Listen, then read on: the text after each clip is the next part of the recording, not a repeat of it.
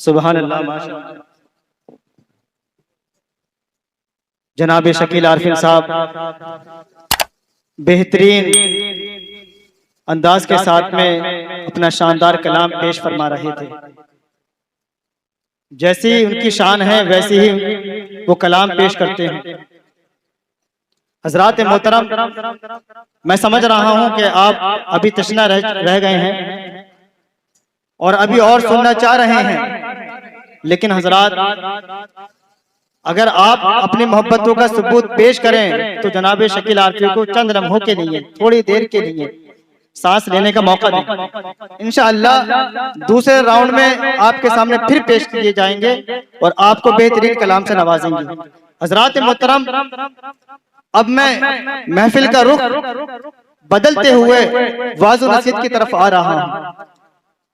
نعت خواں اور ثنا خوان مصطفیٰ کا کام یہ ہے کہ وہ نعت اور منقبت کو آپ کے سامنے پیش کرے اور سنا دے، اور اس سے آپ لطف اندوز ہوتے ہیں، اپنے قلوب کو منور و مجلہ کرتے ہیں، لیکن اس کا مطلب، اس کا معنی بتانے کے لیے علماء کی بارگاہ میں زان کو تلمس طے کرنا پڑتا ہے، علماء کی گفتگو کو سننا پڑتا ہے، علماء کی باتوں کو سننا پڑتا ہے، ان کی خطاب کو سننا پڑتا ہے، تب جا کے ان باتوں کا ہمیں مطلب سمجھ میں آتا ہے، معنی سمجھ میں آتا ہے۔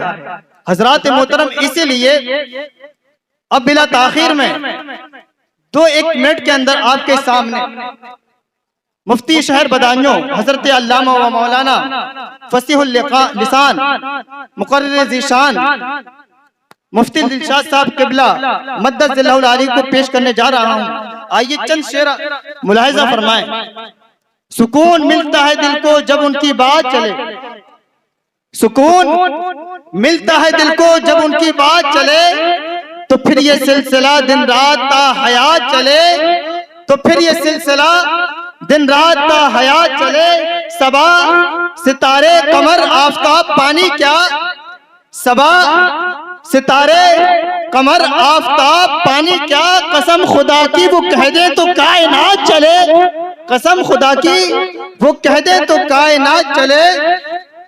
اور شراب نوشی تو منظر حرام ہے، لیکن شراب نوشی تو منظر حرام ہے، لیکن اگر ہو جامع مدینہ تو ہاتھوں ہاتھ چلے، اگر ہو جامع مدینہ تو ہاتھوں ہاتھ چلے۔ اور جناب شکیل عارفی صاحب نے ایک شعر پڑھا تھا، مطلب کہ وہ ہمارے جیسے ہوتے تو ان کا سایہ نہ ہوتا، تو ایک شعر اسی ضمن میں ملاحظہ فرمائیں۔ اگر وہ صرف ہیں انسان تو بس اتنا بتا دیجئے۔ جب نبی کریم صلی اللہ علیہ وسلم معراج پر تشریف لے گئے تھے تو ساتھ میں کون تھی؟ جبرائیل، اور ان کی انتہا کیا تھی؟ سدرہ۔ بس اگر وہ صرف ہیں انسان تو بس اتنا بتا دیجئے، رکا تھا کون سدرہ پر قدم کس نے بڑھائے تھے، رکا تھا کون سدرہ پر قدم کس نے بڑھائے تھے۔ حضرات محترم، اب آپ کے سامنے میں پیش کرنے جا رہا ہوں بلا تمہید و تاخیر کے حضرت مفتی دلشاد صاحب قبلہ مدد ذلہ العالی کو۔ آئیے حضرت کے استقبال دونوں ہاتھ اٹھا کر زوردار نعرے کے ساتھ کریں۔ نعرہ تکبیر، نعرہ رسالت، نعرہ رسالت، نعرہ غوثیہ، نعرہ غوثیہ، جلسہ چہلم، جلسہ چہلم، مفتی دلشاد صاحب قبلہ، مفتی دلشاد صاحب قبلہ، نعرہ تکبیر، نعرہ رسالت۔ مائک پر جناب مفتی دلشاد صاحب قبلہ۔ بسم اللہ الرحمن الرحیم وبہ نستعین۔ السلام علیکم ورحمۃ اللہ وبرکاتہ۔ وعلیکم السلام ورحمۃ اللہ وبرکاتہ۔ الحمد للہ القادر المقتدر القدیر، والصلاة والسلام علی السید البشیر النذیر، وعلى آله وأصحابه ووارث حاله الأمين المكين محي الدين برحمتك يا أرحم الراحمين۔ وبعد، قال الشيخ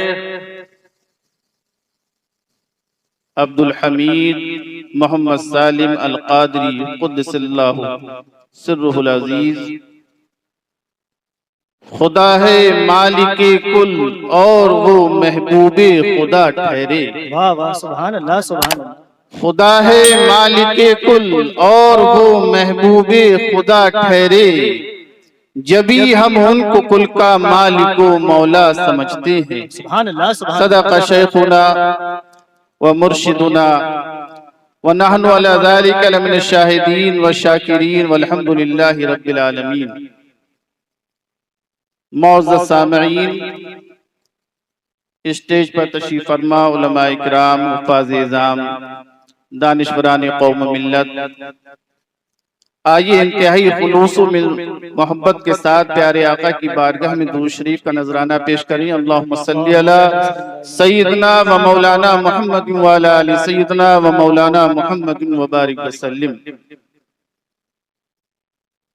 خیال میں جو رسالت معاب آتے ہیں خیال میں جو رسالت معاب آتے ہیں شعور و فکر کے آفاق جگمگاتے ہیں سبحان اللہ اور درود پڑھ کے جو ہم نعت گنگناتے ہیں درود پڑھ کے جو ہم نعت گنگناتے ہیں فرشتے عرش سے لے کر سلام آتے ہیں سبحان اللہ سبحان اللہ اور وہاں بھی رہتا ہے رشتہ رسول سے قائم بے شک بے شک وہاں بھی رہتا ہے رشتہ رسول سے قائم جہاں پہ خون کے رشتے بھی ٹوٹ جاتے ہیں واہ واہ سبحان اللہ سبحان اللہ حضرات جیسا کہ آپ جانتے ہیں یہ چہلم کی محفل ہے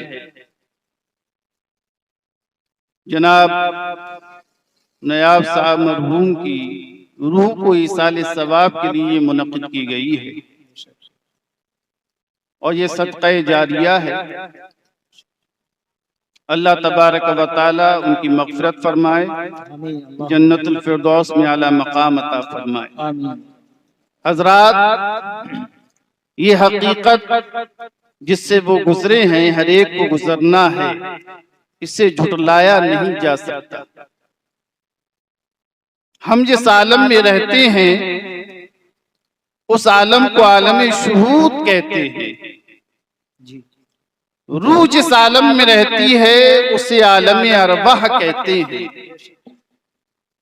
اور روح جب بدن سے نکلتی ہے تو اسے عالم برزخ کہتے ہیں اور جب قیامت برپا ہوگی تو اسے عالم آخرت کہتے ہیں عالم تو بہت ہیں لیکن 4 بڑے عالم موجود ہیں روحیں پیدا ہو چکی ہیں عالم ارواح ماں کے شکم میں آتی ہیں اور اس کے بعد ظہور ہوتا ہے تو عالم شہود اس کے بعد روح نکل جاتی ہے مرتی نہیں ہے کہاں پہنچ جاتی ہے عالم برزخ میں اور عالم برزخ سے جب عالم آخرت ہوگا قیامت برپا ہوگی تو عالم آخرت شروع ہوگا لیکن ایک عالم میں رہنے والا دوسرے عالم کی حقیقت کو سمجھ نہیں سکتا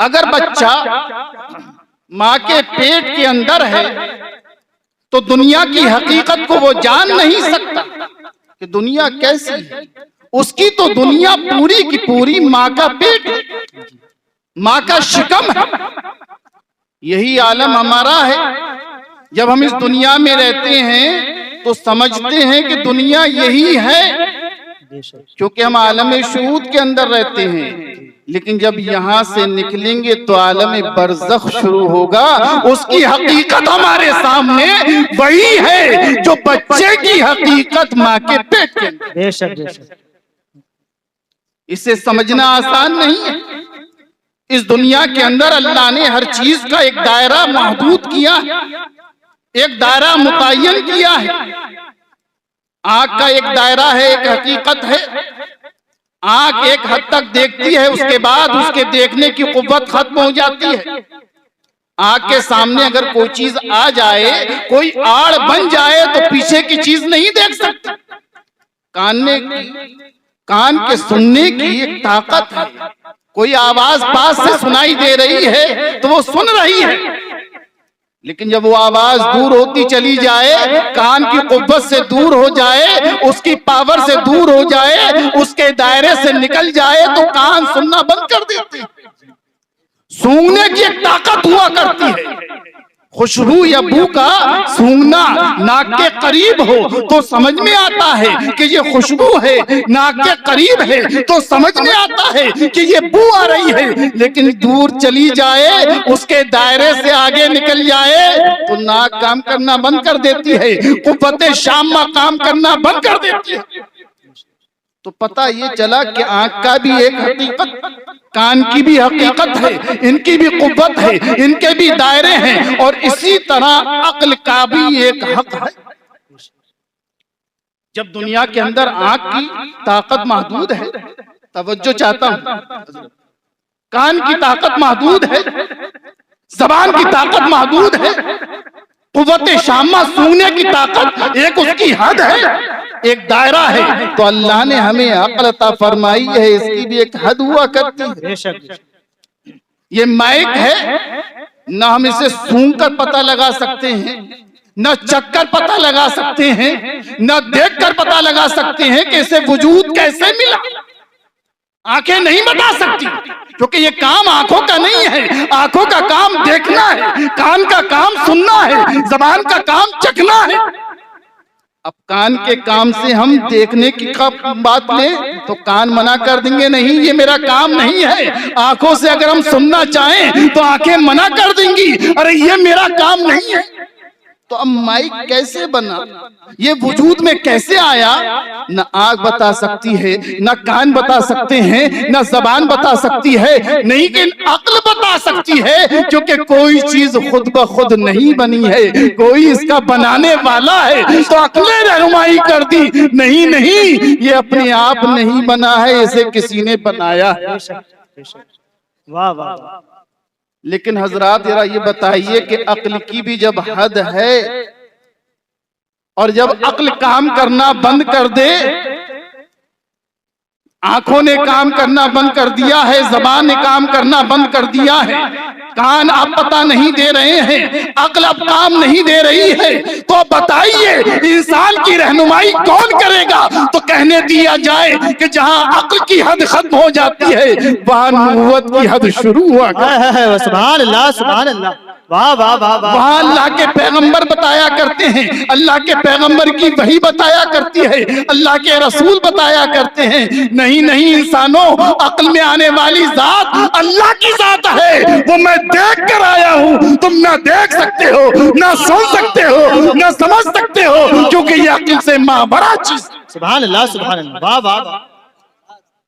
اسی لیے جب نبی کریم صلی اللہ تعالی علیہ وسلم تشریف فرما ہیں، گھوڑے پر سوار ہیں، صحابہ پیچھے ہیں، صحابہ جب پیچھے ہیں تو حضور گھوڑے سے اتر جاتے ہیں، سامنے دو قبر نظر آ رہی ہیں، یہ کیا ماجرا ہے؟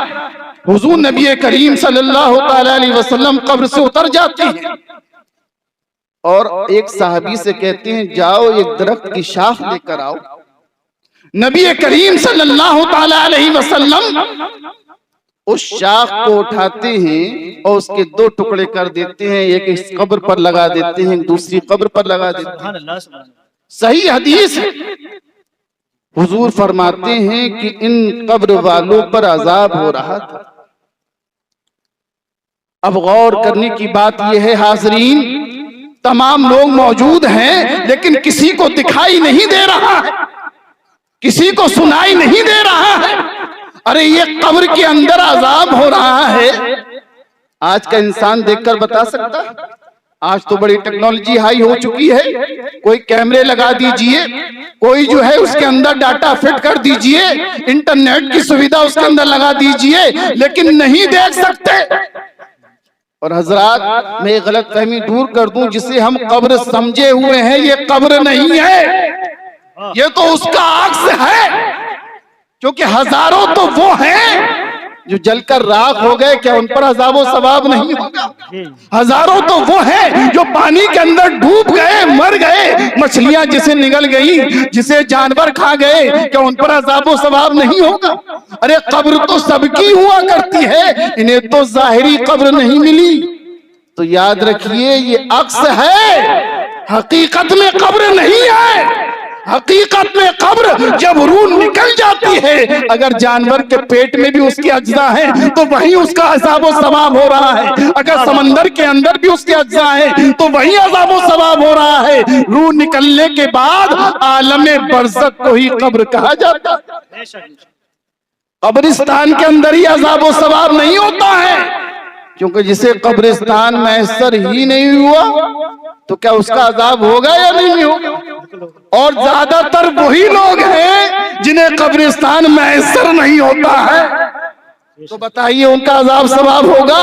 اور مسلمانوں کا عقیدہ ہے کوئی ہو، کسی مذہب کا ماننے والا ہو، جب روح نکلے گی تو پھر عذاب بھی ہوگا اور ثواب بھی ہوگا۔ تو قبر والے کا ہی نہیں، یہ قبر ظاہری قبر ہے، جب روح نکل جاتی ہے تو عالم برزخ ہی قبر بن جایا کرتی ہے۔ اب وہاں ہم گئے قبرستان میں، ہم نے قبر میں دیکھا اگربتی لگا دی، بھائی خوشبو آ رہی ہے، چراغا کر دیا، لیکن یہ کون بتائے گا کہ صاحب قبر کس حال میں ہے؟ ایصال ثواب ہم کر دیں گے، اس کا ثواب پہنچ رہا ہے، فاتحہ ہم نے لگا دی، لنگر ہم نے کر دیا، ہم نے ثواب پہنچا دیا، غریبوں کو کھانا کھلا دیا، لیکن صاحب قبر پر کیا گزر رہی ہے آنکھوں سے دیکھ کر نہیں بتا سکتے۔ کان لگا لیجئے قبر میں، آپ کو کوئی چیز سنائی نہیں دے سکتی۔ ارے خدا کی قسم اگر وہاں کی آوازیں سنائی دے جائیں تو حضور فرماتے ہیں دنیا چھوڑ جاؤ گے، دنیا سے منہ موڑ لوگے، دنیا میں لذت نہیں آئے گی، کبھی ہونٹوں پر ہنسی نہیں آئے گی، لیکن وہاں کی آوازیں نہیں سنائی جاتی۔ اب کوئی قبر پر کان لگایا ہوا ہے تو منظر نہیں سن سکتا، کیا چل رہا ہے یہ پتا نہیں سکتا، نہ دیکھ سکتا ہے، نہ چکھ سکتا ہے، نہ چھو کے بتا سکتا ہے، لیکن محمد مصطفیٰ کی نظر بتا رہی ہے کہ عذاب ہو رہا ہے۔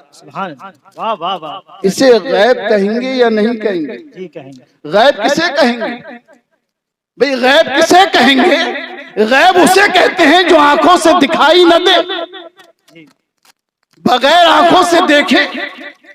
ہم دیکھ لیں کہ آج آپ کیا کھا کر آئے، بغیر کسی ذریعے کے، بغیر کسی آلے کے پتہ لگا لیں کہ آپ کے ذہن میں کیا خیال گردش کر رہا ہے، آپ کا ارادہ کیا ہے، یہ ہم پتہ لگا لیں۔ اگر ہم نے دیکھ کر بات معلوم کیا ہے، آنکھوں سے دیکھ کر لگایا ہے، یا کانوں سے سن کر لگایا ہے، یا کسی کی خبر دینے سے لگایا ہے، تو غیب نہیں ہے۔ لیکن محمد مصطفیٰ جس طرح زمین پر دیکھتے ہیں اس طرح زمین کے اندر بھی دیکھتے ہیں۔ آپ فرما رہے ہیں کہ عذاب ہو رہا ہے، اور کیوں ہو رہا ہے یہ بھی بتا دیا۔ سبحان اللہ، سبحان اللہ، واہ واہ واہ۔ کیوں کہ انتقال کب ہوا تھا؟ انتقال ہوئے بہت سال ہو گئے تھے، لیکن عذاب کا سبب کیا ہے؟ حدیث میں آتا ہے، سرکار فرماتے ہیں ایک شخص چغل خوری کیا کرتا تھا، اور ایک جو ہے وہ پیشاب کی چیٹوں سے نہیں بچا کرتا تھا۔ اب سرکار نے عذاب کا سبب بھی بتا دیا، عذاب بھی بتا دیا، اور پھر فرماتے ہیں یہ عذاب دور کیسے ہوگا؟ تو فرمایا ایک شاخ کے دو ٹکڑے کیے، ایک ٹکڑا آپ نے ایک قبر پر رکھ دیا اور دوسرا ٹکڑا دوسری قبر پر رکھ دیا، اور فرمایا یہ تسبیح کر رہی ہیں، اور جب تک تسبیح کرتی رہیں گی اللہ کا عذاب تخفیف میں بدل جائے۔ سبحان اللہ، سبحان اللہ۔ تو حضرات اگر یہ خشک پتے جو ہیں تسبیح کریں تو عذاب میں کمی ہوتی ہے۔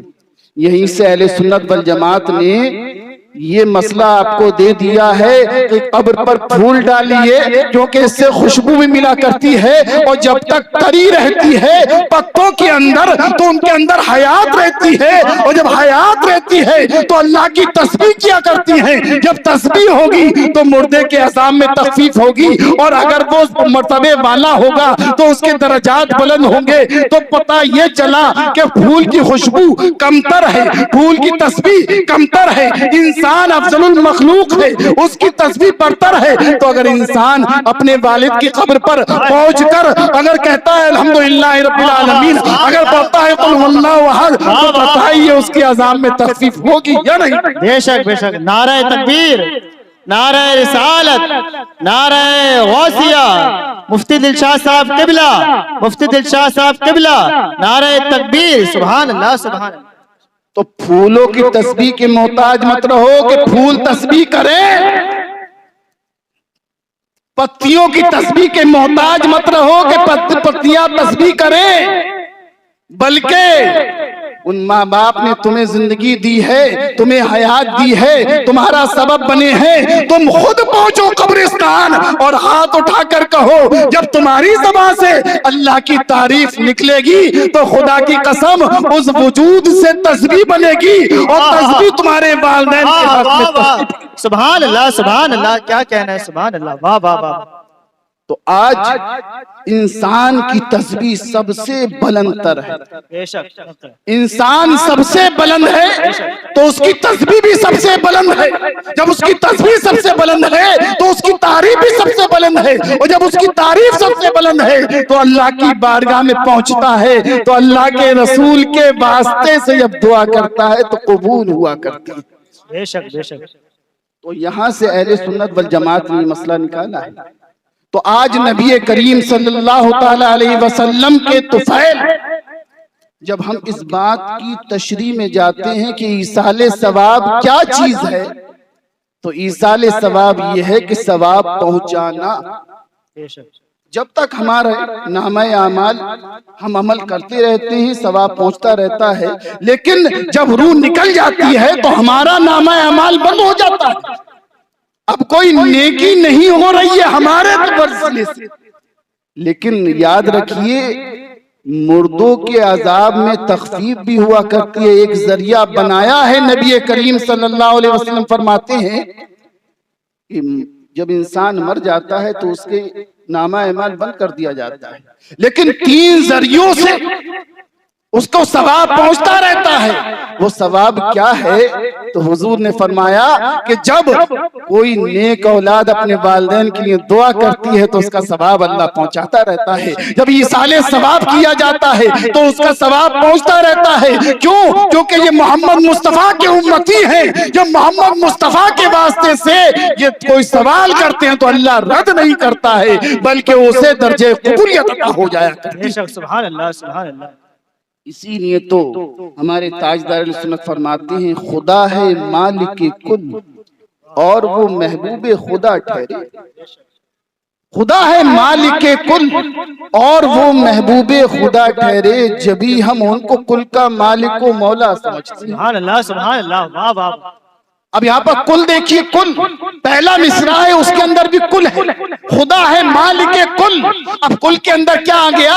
یہ چھوٹے کاف سے کل ہے، کل کے اندر عرش بھی آ گیا، کل کے اندر کرسی بھی آ گئی، کل کے اندر آسمان بھی آ گیا، کل کے اندر زمین بھی آ گئی، کل کے اندر علم بھی آ گیا، کل کے اندر رزق بھی آ گیا، کل کے اندر دولت بھی آ گئی، کل کے اندر حسن بھی آ گیا۔ خدا ہے مالک کل۔ اب آپ اندازہ کیجئے کہ خدا کس کس چیز کا مالک ہے؟ کیا کہنا ہے؟ 2 مصروں کے اندر تاجدار اہل سنت محبوب غوث اعظم نے عقدہ کشائی فرمائی ہے، اور کیا عقدہ کشائی فرمائی ہے؟ خدا ہے مالک کل۔ دیکھیے یہ شاعری برائے شاعری نہیں ہے، ایک کلام ہوتا ہے صرف شاعر کا، ایک ہوتا ہے صرف صوفی کا، ایک ہوتا ہے عالم کا، اور یہ کلام ہے صوفی کا، عالم کا، شاعر کا۔ جو صوفی بھی ہے، جو عالم بھی ہے، جو عارف بھی ہے، جو نکتہ داں بھی ہے، جو خدا کی قسم نگاہوں سے پیتا بھی ہے اور پلاتا بھی ہے۔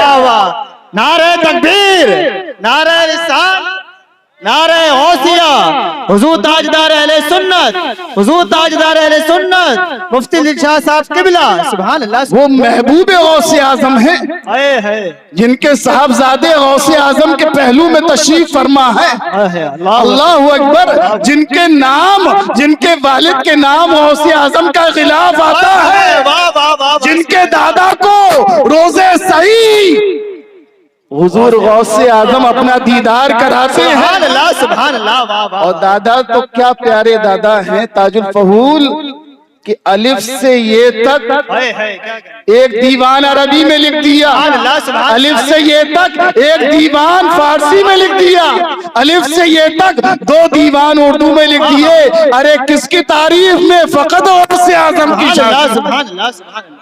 अल्फाज कम पड़ गए, अल्फाज का दामन कम बढ़ गया, लेकिन गौसे आजम की तारीफ में कमी है। सुभान अल्लाह, सुभान अल्लाह, सुभान अल्लाह। कैसी, जिनकी कहते हैं घुट्टी के अंदर गौसे आजम की मोहब्बत पिलाई गई है। बेशक हक है। तो अब जैसी शख्सियत हुआ करती है वैसा ही उसका कलाम हुआ करता है।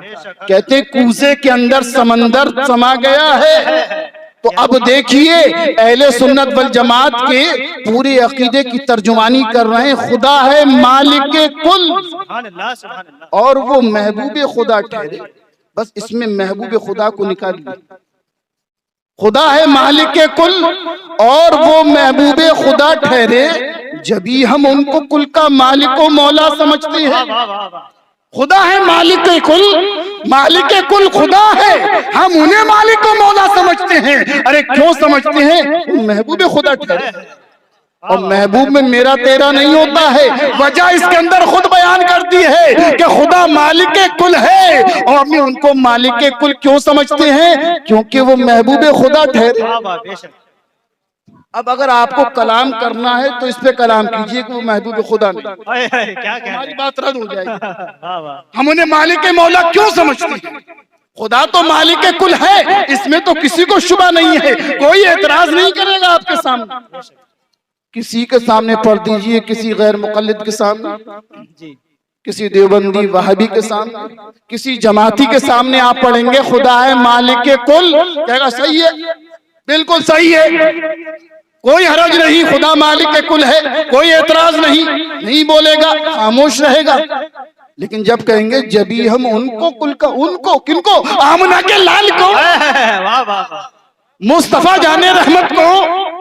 अरे जबी हम उनको अब्दुल्ला बिन अब्दुल मुत्तलिब बिन हाशमी, इनको जबी हम उनको कहेंगे तो फौरन कहेगा नहीं, ये क्या कह दिया, शिर्क है, ये क्या कह दिया, बिदअत है। खुदा है मालिक कुल, इसमें कोई मोतरज़ एतराज नहीं करेगा। लेकिन जब आप कहेंगे जबी हम उनको कुल का मालिक व मौला समझते हैं तो आपके एतराज की एक बार सी आ जाएगी, हर एक एतराज करने लगेगा। लेकिन सारे एतराजात के जवाबात ताजदार सुन्नत ने मिसरे उला के एक कतार में दे दिए और फरमा दिया वो महबूब खुदा ठहरे।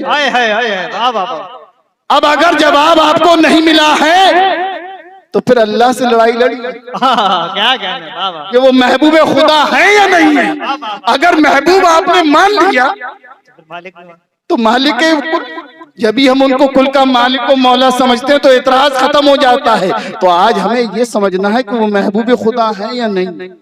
यकीनी तौर पर अगर महबूब खुदा है तो फिर हमारी बात सही है अहले सुन्नत वल जमात की। जबी हम उनको कुल का मालिक व मौला समझते हैं, जबी हम उनको कुल का मालिक व मौला समझते हैं।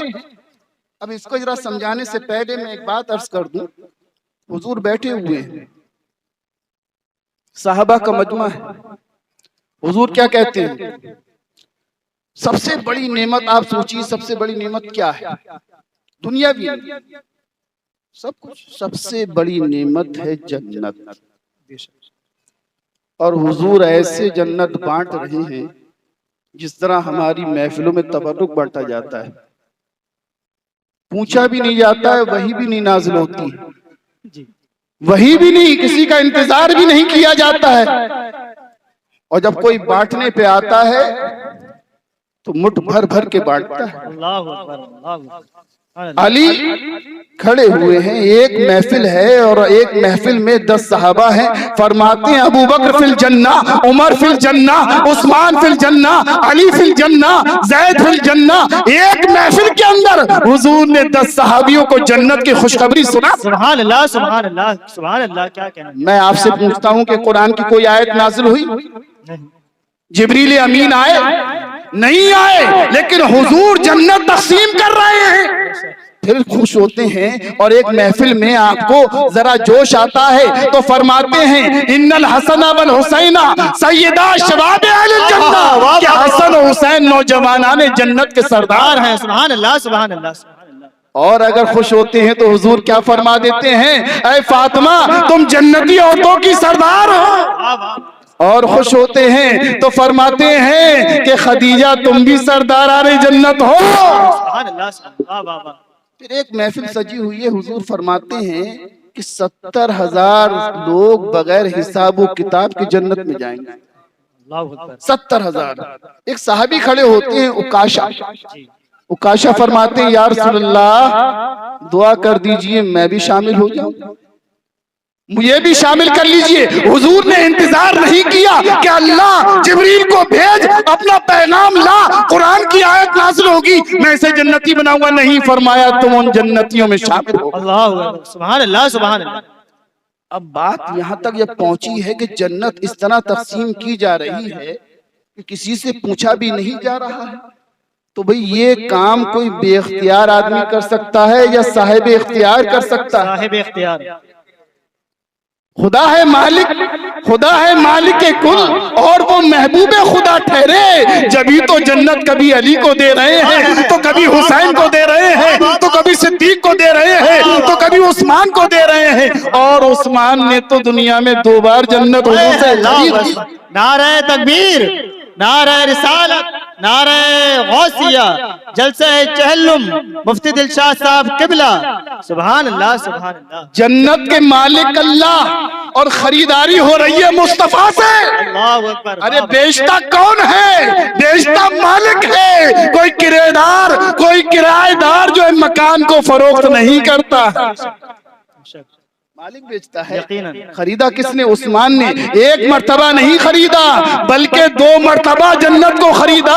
خریدنے والے عثمان غنی ہیں اور بیچنے والے مصطفیٰ محمد مصطفیٰ۔ سبحان اللہ، سبحان اللہ، بے شک۔ تو مالک نے اپنی جنت عثمان غنی کے ہاتھ بیچ دی، اور وہی غنی اب کہنے دیا جائے کہ بیچ لی، اور یہ حدیث میں لفظ آتے بھی ہیں جو خرید لیتا ہے وہ مالک ہو جاتا ہے۔ یقیناً۔ تو عثمان غنی نے خریدی ہے تو کیا ان کی آل اولاد اس میں جائے گی یا نہیں جائے گی؟ ارے جائے گی، اور ان کی سخاوت سے یہ امید ہے کہ ہم بھی جنت میں جائیں۔ انشاءاللہ، انشاءاللہ۔ تو خدا ہے مالک کل، اور وہ محبوب خدا ٹھہرے۔ اب محبوب خدا کس طرح ٹھہرے؟ تو یہ قرآن کی آیت حضور نبی کریم صلی اللہ علیہ وسلم پڑھ رہے ہیں۔ اس سے پہلے میں ایک بات ذکر کر دوں کہ ایک صحابی رسول ہیں جنہیں ربیہ کہا جاتا ہے۔ کیا کہا جاتا ہے؟ ربیہ۔ یہ کیا کرتے ہیں؟ یہ حضور نبی کریم صلی اللہ علیہ وسلم کے وضو کا پانی کبھی رکھ دے رہے ہیں، کبھی مسواک آپ کو پیش کر دیتے ہیں، اور کبھی ایسا ہوتا ہے کہ مصلی بچھا دیتے ہیں۔ بڑی خدمت کرتے ہیں، اور خدمت سے عظمت ملا کرتی ہے۔ بزرگوں کی جو خدمت کرتا ہے تو بغیر کسی لالچ کی خدمت کرے تو کبھی نظر پڑ جاتی ہے تو پھر زندگی اور آخرت سب سنور جاتی ہے۔ اسی لیے کہا جاتا ہے کہ انسان کو بزرگوں کے آس پاس رہنا چاہیے۔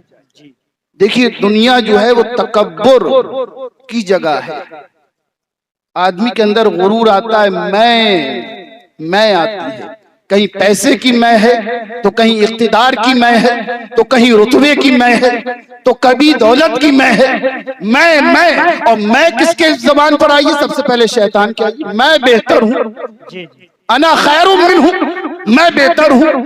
تو یہاں پر انسان میں لگا ہوا ہے، ہر آدمی کہتا ہے میں اس سے بہتر ہوں، میں اس سے بہتر ہوں، اور اللہ فرماتا ہے اگر جس کے دل کے اندر ذرہ برابر تکبر ہوگا، میں والی بات ہوگی، وہ جنت کی خوشبو نہیں پائے گا۔ کیونکہ میں کی وجہ سے شیطان جنت سے نکالا گیا ہے، اور ہم میں کرتے رہیں کہ میں اس سے بہتر ہوں، میں رتبے میں بہتر ہوں، میں پیسے میں بہتر ہوں، میں دولت میں بہتر ہوں، میں حسن میں بہتر ہوں، تو پھر اس کے لیے معاملے بڑے خراب ہو جاتے ہیں۔ اب یہ میں کی بات آئے گی، کیونکہ ہر ایک چیز کے سائیڈ ایفیکٹ ہوا کرتے ہیں۔ یہاں تمام حضرات بیٹھے ہوئے ہیں، کوئی دوا کھاتے ہیں تو ایک دوا کے ساتھ کئی دوائیں دی جاتی ہیں تاکہ اس کا سائیڈ ایفیکٹ ختم ہو جائے۔ علم آتا ہے تو تکبر آتا ہے، دولت آتی ہے تو تکبر آتا ہے، کار بنگلے یہ تمام چیزیں آتی ہیں تو ان کے سائیڈ ایفیکٹ اپنے آپ آتے ہیں۔ تو اب نکلیں گے کہاں؟ کوئی بھی علم حاصل کرے اور میں نہ آئے، یہ ہو نہیں سکتا۔ دولت آئے اور میں نہ آئے، یہ ممکن نہیں ہے۔ اس کو نہ چاہتے ہوئے بھی اس کے سائیڈ ایفیکٹ اپنے آپ آتے رہتے ہیں کہ میں زیادہ جانتا ہوں، میں فلسفہ جانتا ہوں، میں حدیث جانتا ہوں، میں تفسیر جانتا ہوں، میں منطق جانتا ہوں، میں جغرافیہ جانتا ہوں، میں اتہاس جانتا ہوں، میں ہسٹری سے واقف ہوں، میں 7 زبانیں جانتا ہوں، میں ادب جانتا ہوں۔ یہ میں والی بات آتی ہے تو اب یہ علم کے ساتھ بھی ہے، دولت کے ساتھ بھی ہے، پیسے کے ساتھ بھی ہے۔ اب یہ نکلے گی کہاں سے؟ تو یاد رکھیے کسی یونیورسٹی سے جانے نہیں نکلے گی، کسی مدرسے میں نہیں نکلے گی، یہ خانقاہوں میں نکلتی ہے۔ جب بڑے سے بڑا عالم، بڑے سے بڑا دولت مند ایک خانقاہ میں بیٹھا ہوا ہے، چٹائیاں بچھا رہا ہے، جوتیاں سیدھی کر رہا ہے، ہاتھ باندھے کھڑا ہوا ہے، تو تکبر تو اپنے آپ چلا گیا، وہاں سے میں نکلتی ہے۔ سبحان اللہ، واہ واہ واہ، بے شک بے شک۔ سب جگہ سے میں آتی ہے، لیکن درگاہوں پہ جانے سے، خانقاہوں میں جانے سے یہ میں نکلتی ہے، کیونکہ اپنے گھر کے سیٹ ہو گئے، یہاں تو جھاڑو لگانا پڑے گی، اپنے گھر کے بادشاہ ہو گئے، یہاں تو ہاتھ باندھنا پڑیں گے۔ ارے اپنی جگہ اپنے آپ بہت آپ کے نوکر ہیں، لیکن نہیں، نوکر نہیں، اب تو آپ کو نوکر بن کے پیر کے سامنے بیٹھنا پڑے گا، تبھی میں نکلے گی، اور جب میں نکل جائے گی تو پھر ہم آ جائیں گے۔ واہ واہ واہ واہ واہ، کیا جملہ ہے، واہ واہ واہ۔ پہلے میں نکالو تو رب کہتا ہے پھر ہم ملیں گے۔ تزکیہ نفس اگر چاہیے تو خدا کی قسم یہ خانقاہوں کے اندر جا کر ملے گا اور کہیں نہیں ملے گا۔ بے شک بے شک۔ آپ تجربہ کر لیجئے اور آ کر دیکھ لیجئے، جب عرص قادری ہو تو بڑے سے بڑا عالم چٹائیاں آپ کے لیے بچھاتا ہوگا۔ کیوں؟ کیونکہ وہ میں دور کر رہا ہے۔ واہ واہ واہ واہ واہ واہ واہ۔ کوئی لنگر کھانے میں لگا ہوا ہے، کوئی لوٹے اٹھا رہا ہے، کوئی چٹائیاں بچھا رہا ہے، کوئی دروازے صاف کر رہا ہے، کوئی آپ کے لیے اہتمام کر رہا ہے۔ کیوں؟ کیونکہ میں کو دور کرنا ہے۔ یہ میں تمام چیزوں کو خراب کر دیتی ہے۔ بے شک یقیناً۔ آپ نے بہت ہی عمدہ مرغ بنایا، بہترین قسم کا، اس کے اندر آپ نے دیسی گھی ڈالا ہے، بڑے اس کے اندر میوے ڈالے ہیں، لیکن ایک پیشاب کا قطرہ ڈال دیا تو تمام چیزیں خراب ہو جاتی ہیں۔ ارے آپ کو ایمان ملا ہے، حسن ملا ہے، دولت ملی ہے، عظمت ملی ہے، لیکن تکبر کا ذرا سا شائبہ آ جائے تو تمام چیزیں بیکار چلی جاتی ہیں۔ تو حضرات میں کو دور کرنا ہے، اور میں دور کیسے ہوگی؟ بزرگوں کے آستانے پر آنے سے میں دور ہوگی۔ اب حضرت ربیہ کیا کر رہے ہیں؟ حضور کے لیے وضو کا پانی پیش کرتے ہیں۔ کبھی آپ جو ہے مصلی بچھا دیتے ہیں، کبھی آپ جو ہے مسواک پیش کرتے ہیں، تو حضور کو پیار آ جاتا، فرماتے ہیں اے ربیہ سل آج مانگو۔ سبحان اللہ سبحان اللہ۔ سل یہ عربی کا لفظ ہے، عربی کے طلبہ جانتے ہوں گے، بڑی وسعت والا لفظ ہے۔ سل مانگو، جو چاہے مانگو۔ اللہ اکبر۔ ارے یہ کون کہہ سکتا ہے؟ وہی کہہ سکتا ہے جس کے قبضے میں دنیا کے خزانے بھی ہوں اور آخرت کے خزانے بھی۔ بے شک بے شک۔ کیونکہ حیثیت سے اگر زیادہ مانگ لیا تو شرمندگی اٹھانا پڑ سکتی ہے۔ یہاں آدمی جو اس کے قبضے میں ہوتا ہے وہی چیز کہہ سکتا ہے کہ یہ چیز مانگ لو، فلاں چیز مانگ لو۔ کسی نے کہہ دیا بھائی آپ نے کہا ہے سل مطلق ہے اور مطلق اپنے اطلاق پر جاری ہوتا ہے، مجھے تو فلاں چیز چاہیے، اور اس کے آپ مالک نہیں، تو پھر شرمندگی ہوگی۔ لیکن یہاں کون فرما رہا ہے؟ محمد مصطفیٰ صلی اللہ علیہ وسلم فرماتے ہیں سل مانگو۔ اب مانگنے والا صحابی تھا، مانگنے والا صحابی تھا، آج مانگنے پر بڑا اعتراض ہوتا ہے۔ ارے جاؤ کعبے میں مانگو، ارے جاؤ مسجد میں مانگو، یہ بزرگوں کے آستانے پر کیا ملے گا؟ ارے یہ رسول کے پاس جا کر شرک کر رہے ہو، یہاں پر رسول خود کہہ رہے ہیں مانگو، سبحان اور اللہ، صحابی مانگ رہے ہیں۔ بے شک، تو کوئی صحابی کے سامنے کعبہ نہیں تھا کیا؟ زمزم نہیں تھا کیا؟ سعی نہیں تھا کیا؟ صفا مروہ نہیں ہے کیا؟ میدان عرفات نہیں ہے کیا؟ مزدلفہ نہیں ہے؟ ارے تمام چیزیں موجود ہیں، لیکن وہاں جا کے نہیں مانگ رہے ہیں۔ کیوں؟ کیونکہ وہ سمجھتے ہیں جو یہاں سے ملے گا وہی ملے گا۔ سبحان اللہ، سبحان اللہ، وہاں جا کر اگر یہاں سے ہاں نہیں ہوگی تو وہاں سے بھی کچھ نہیں ملے گا۔ تو اب مانگا کیا؟ حدیث میں آتا ہے کہ صحابی نے نہ دنیا کی دولت مانگی، نہ دنیا کا عیش و عشرت مانگا۔ وہ صحابی نے کیا مانگا؟ صحابی نے مانگا انی اسألک مرافقتک فی الجنہ، اے رسول جنت میں آپ کی رفاقت چاہتا ہوں، سبحان اللہ، سبحان اللہ، جنت میں آپ کا ساتھ چاہتا ہوں۔ بڑے سمجھدار ہیں، یہ نہیں مانگا جنت دے دو، کیونکہ جنت تو کئی قسم کی ہیں، 8 قسم کی جنتیں پائی جاتی بے ہیں۔ شک، اور رفاقت کسے کہتے ہیں؟ ساتھ میں رہنا۔ یہاں خدمت کر رہا ہوں یا رسول اللہ، وہاں بھی خدمت کا موقع ملے، اور خدمت کیسے ہوگی؟ یہ نہیں ہو سکتا کہ غلام ایک منزل میں ہو اور آقا 100ویں مالے پر ہو اور خدمت کا حق ادا ہو جائے۔ خدمت تو جبھی ہوگی کہ جہاں آقا رہے وہاں غلام رہے۔ تو زر پردہ آپ نے کیا مانگا؟ اسی محل کا طلب کی ہے جو رسول اللہ کے لیے اللہ نے بنایا، سبحان اللہ، سبحان اللہ، لیکن کیا رسول نے منع کر دیا؟ تو حدیث میں آتا ہے اللہ کے رسول فرماتی اب غیر ذالک، کیا اس کے علاوہ بھی کوئی خواہش ہے؟ اللہ اکبر، واہ واہ واہ واہ واہ، سبحان اللہ، اس کا ایک ترجمہ ہمارے جو مخالفین ہیں وہ یہ کر دیتے ہیں اب غیر ذالک، اس کے علاوہ کچھ اور مانگو۔ دونوں ترجمے ہو سکتے ہیں، لیکن دیکھیے خالی ترجمے سے جو ہے آپ بات کو خراب نہیں کر سکتے۔ اوا غیر ذالک، اس کے علاوہ کچھ اور مانگ لو۔ تو صحابی نے کچھ مانگا، کہا نہیں وہی چاہیے، تو فرمایا سجدے کرو تاکہ وہ اور مزید ملے۔ سبحان اللہ، سبحان اللہ، منع وہاں بھی نہیں کیا ہے۔ اوا غیر ذالک ترجمہ یہ کہو یہ دے چکا، کوئی اور خواہش ہو تو وہ بھی پوری کر دی جائے، یہ بھی ترجمہ ہے۔ اوا غیر ذالک، اس کے علاوہ مانگو، تو کہا نہیں اور نہیں چاہیے یہی چاہیے، تو کہا سجدے کیا کرو مل جائے۔ سبحان اللہ، سبحان اللہ، واہ واہ، اب یہاں پر میں آپ سے سوال کرتا ہوں کہ محبوب خدا ہیں یا نہیں؟ کیوں؟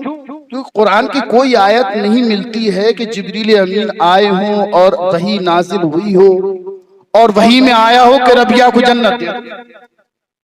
اگر یہ ہوتا کہ نہیں ربیہ ٹھہرو، تم نے بہت بڑا مطالبہ کر لیا ہے، ابھی اللہ کی وحی کا انتظار کر لوں، جبریل امین کے آنے کا انتظار کر لوں کہ اللہ کا کیا پیغام ہے، تمہیں جنت دی جائے نہ دی جائے؟ نہیں، جب بھیجا ہے تو اختیار بنا کر بھیجا ہے، جب بھیجا ہے تو با اختیار بنا کر بھیجا ہے۔ ارے جسے چاہو جس طرح چاہو جنت عطا فرما۔ سبحان اللہ، سبحان اللہ، واہ واہ، اب میں آپ سے ایک سوال اور کرتا ہوں، کیونکہ اب بھی یہ واضح نہیں ہوا کہ محبوب خدا ہیں کہ نہیں ہیں، لیکن قرآن کی آیت کیا فرماتی ہے؟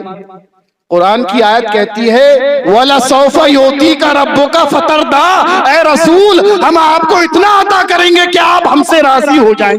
سبحان اللہ، راضی کون کرتا ہے اور کسے کیا جاتا ہے؟ راضی ہم کر رہے ہیں اللہ کو، اور اللہ راضی کر رہا ہے محمد مصطفیٰ کو، سبحان اللہ، اور محبوب کو منایا جاتا ہے، راضی کیا جاتا ہے، تبھی تو محبوب خدا بنتے ہیں۔ ایک بار ایسا ہوتا ہے، صحیح مسلم کی حدیث ہے کہ نبی کریم صلی اللہ تعالی علیہ وسلم ایک آیت پڑھ کر رونے لگتے۔ اس آیت میں حضرت عیسیٰ علیہ السلام کا ذکر تھا۔ حضرت عیسیٰ علیہ السلام نے اپنی امت کے لیے بخشش کی دعا کی، پھر حضرت ابراہیم علیہ السلام کی امت کا حال آپ نے پڑھا کہ حضرت ابراہیم نے اپنی امت کے لیے بخشش کی دعا کی تھی، تو زار زار رونے لگتے ہیں۔ اللہ فرماتا جبریل اذهب الى محمد، جاؤ محمد کے پاس جاؤ اور ان سے پوچھو کہ رو کیوں رہے، ما یبکیکا، تمہیں کس نے رلایا؟ تو حضور نبی کریم صلی اللہ علیہ وسلم کے پاس جبریل امین آتے ہیں اور عرض کرتے ہیں یا رسول اللہ، اللہ فرماتا ہے کہ آپ کو کس چیز نے رلایا ہے؟ حضرات دیکھیے یہ بھی ایک انداز ہوتا ہے، اللہ جانتا سب ہے، جانتا سب ہے لیکن اس کے بعد بھی پوچھواتا ہے. جیسے فرشتے ہمارے لکھ رہے ہیں، کرامن کاتبین لکھ رہے ہیں، ایک کاندھے دائیں کاندھے پر، ایک بائیں کاندھے پر، ایک نیک عمل لکھ رہا ہے، ایک برے عمل لکھ رہا ہے. لیکن کیا اس کی ضرورت ہے؟ نہیں، ضرورت نہیں ہے، لیکن ایک قاعدہ قانون ہے، یہ چلا آ رہا ہے. لیکن اللہ چاہے تو کرامن کاتبین کی کوئی ضرورت نہیں ہے، وہ بغیر اس کے حساب و کتاب لے سکتا ہے. اور جس کا حساب لے لیا گیا تو وہ بغیر پکڑ کے بچ نہیں سکتا. وہاں اگر بچا سکتی ہے تو یا تو رب کی رحمت بچا سکتی ہے یا مصطفیٰ کے دامن کی رحمت بچا سکتی ہے. سبحان اللہ، بے شک بے شک. اب حضور نبی کریم صلی اللہ علیہ وسلم کے پاس جبریل امین آتے ہیں اور کہتے ہیں یا رسول اللہ ما یبکی کا، آپ کو کس نے رلایا؟ تو حضور فرماتے ہیں امتی امتی، میری امت کا کیا ہوگا؟ پل صراط پر یہ گزرے گی، بال سے زیادہ باریک ہے، تلوار سے زیادہ تیز ہے. سب رسول اپنی امتوں کے لیے دعا کر رہے ہیں، میری امت کا کیا ہوگا؟ تو جبریل امین یہ پیغام اللہ کے پاس پہنچاتے ہیں کہ اللہ فرماتا ہے کہ جاؤ جبریل ان سے کہو، دیکھیے الفاظ دیکھیے، سنردیکا فی امتکا، اللہ، میرے محبوب سے جا کر کہو آپ کی امت کے سلسلے میں ہم راضی کر لیں گے. سبحان اللہ سبحان اللہ. کسے راضی کرنا ہے؟ ارے مصطفیٰ کو راضی کرنا ہے. انا سنردیکا فی امتکا، ہم تمہاری امت کے سلسلے میں راضی کر لیں گے، ولا نسوکا، اور رنجیدہ ہونے نہیں دیں گے. جب حضور نبی کریم صلی اللہ علیہ وسلم یہ پیغام سنا تو فرمایا جب تک میرا ایک بھی امتی جہنم کے اندر ہے میں اس وقت تک راضی ہونے والا نہیں. اب اس سے اندازہ لگائیے کہ حضور کو ہماری اتنی فکر ہے کہ وہ قبر میں بھی ہمارے لیے دعا کر رہے ہیں، مزار میں بھی ہمارے لیے دعا کر رہے ہیں. تو ہمارا یہ فرض بنتا ہے کہ ہر لمحہ حضور کو بھی یاد رکھیں، درود و سلام ان کو پر پڑھیں، ان کا چرچا کریں، ان کا ذکر کریں اور سجدوں سے زمین کو آباد کریں. سبحان اللہ. آج معلوم نہیں کس کس کو کس کس وقت اللہ اپنی بارگاہ میں بلائے. یہ ایک حقیقت ہے کہ عالم ارواح ہم نے چھوڑ دیا ہے. عالم ارواح سے مادر شکم میں آئے ہیں، اس دنیا میں آئے ہیں، مادر عالم شہود کے اندر آئے ہیں، اور ایک نہ ایک دن ہمیں عالم برزخ میں جانا ہے تو اس کی تیاری کرنا ہے، اور ایک نہ ایک دن سب کو اس جگہ پہنچنا ہے. اللہ تبارک و تعالی ہمیں اس کی تیاری کرنے کی توفیق عطا فرمائے، اپنے رسول کی شفاعت عطا فرمائے اور رسول کے قدموں میں حشر و نشر فرمائے. آمین. وآخر دعوانا الحمدللہ رب العالمین.